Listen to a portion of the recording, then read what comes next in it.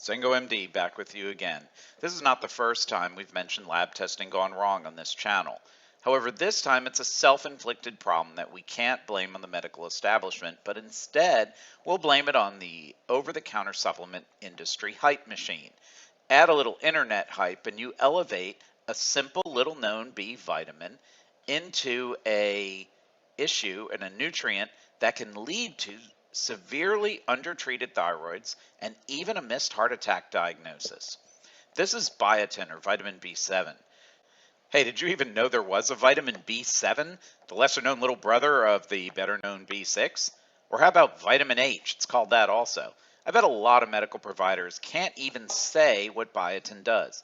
Many people would say it's an ingredient in those hair, skin, and nail vitamin formulas.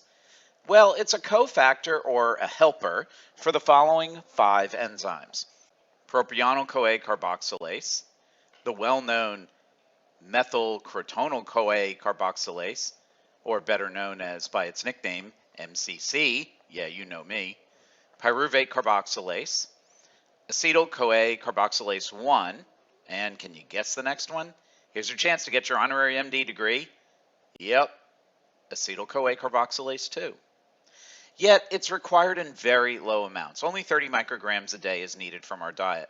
It's present in many foods, including meat, fish, eggs, nuts, seeds, and sweet potatoes. There's no requirement to list biotin as a nutrient on food labels unless it's added on purpose.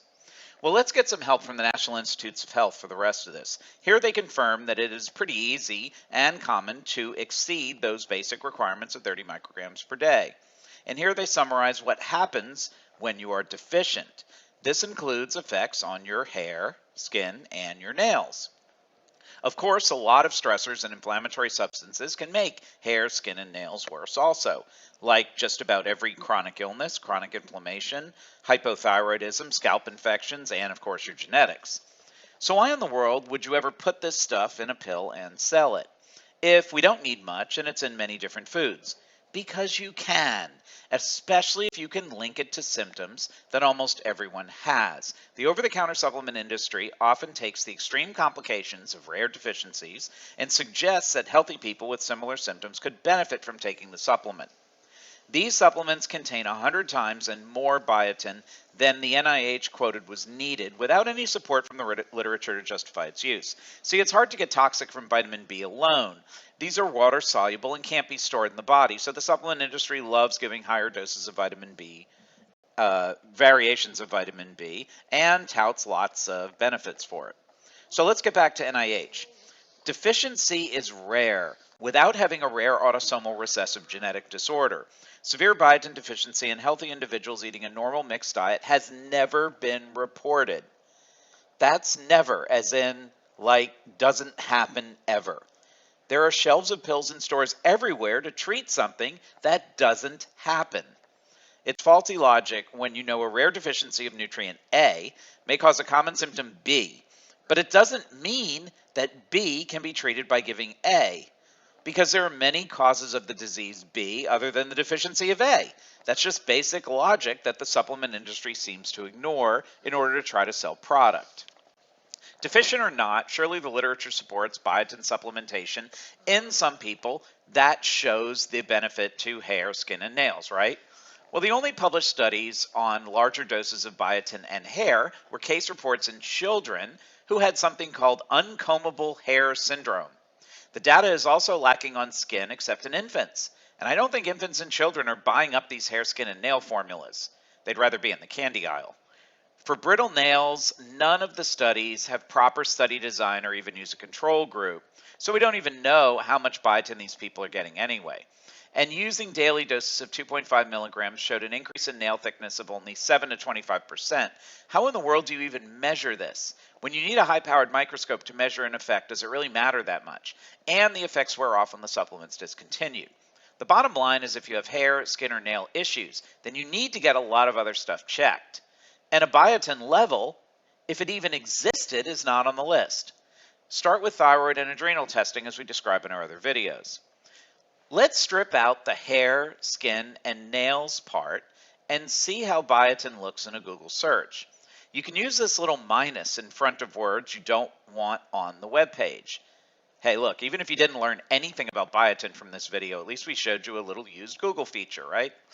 Here are the top results when you don't have hair, skin, or nails in the article.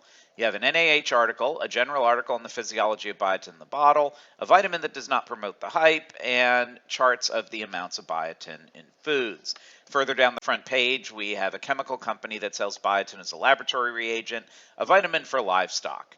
Folks, once you strip out the hype, this is a boring, pretty insignificant little vitamin. But still, this stuff sells. And here's one of the best hair, skin, and nail vitamin sellers that contains a whopping 6 milligrams of biotin a day, or 200 times the dietary intake. And that creates a unique set of problems we've recently discovered. That dose won't harm you directly until you get your blood drawn for certain laboratory tests. Those can come back with some misleading high or low results due to the reaction of the high biotin levels with the laboratory test media. But the supplement industry doesn't care because nobody died from getting a lab test, right? Oh, wait a minute. Someone did die from taking this stuff. The person had a heart attack, but the emergency room troponin blood test that helps to diagnose it was falsely normal, so the patient was sent home and died. It doesn't take much biotin to severely affect some of the more common lab values for thyroid, vitamin D, and others. Oh, and these are substances that affect hair, skin, and nails too. Who would have known that some lab tests use biotin as an integral part of their assays? Most providers who order the test don't know it, nor are we taught it in school. We just don't learn the nuances of every single lab test in medical school. Even many people who work the labs don't know the details of each assay. In this study, a 10 milligram dose for only 7 days dramatically changed the key markers, like the thyroid test TSH. Look at it drop while on biotin to levels that would indicate they were overtreated or toxic, and then return back to normal 7 days later after stopping biotin. Here it raises another thyroid lab, free T3, making one look thyroid toxic or overtreated in the same time frame. Or if a patient with an underactive thyroid, which can cause hair and nail damage, did not disclose they are taking high-dose biotin, then their thyroid hormone dose would be lowered, making their hair and nails even worse. Other studies have shown that lab test alterations happen even if you are taking as little as 2.5 milligrams per day. But keep taking it even if it doesn't work. I mean, it's just a B vitamin, it can't kill you.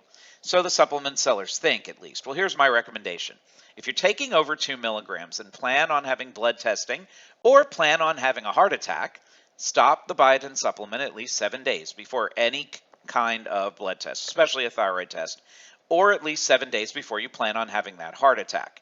And look, if you can predict a heart attack 7 days in advance, then there's a Nobel Prize for medicine waiting for you to share your discovery with the world.